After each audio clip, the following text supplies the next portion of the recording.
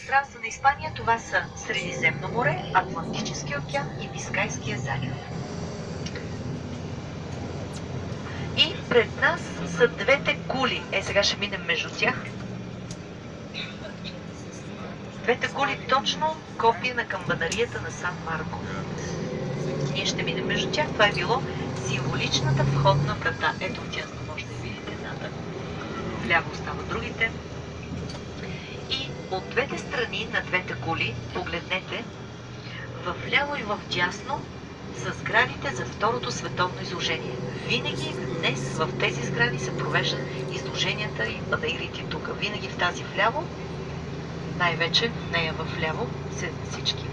Всички тези, това е било английската палата, френската, австрийската, отляво, отдясно, а пред нас виждате дворец.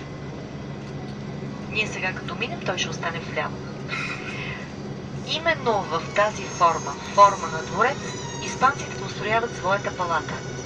Тук не са живеели крале и кралици, а просто е било испанската палата за Второто световно изложение, за да могат испанците да покажат на света, че са били велика нация по този начин, завладели толкова голяма част от света и затова те правят своята палата като дворец. Точно ето тук отпред, където виждате тези 4 колони,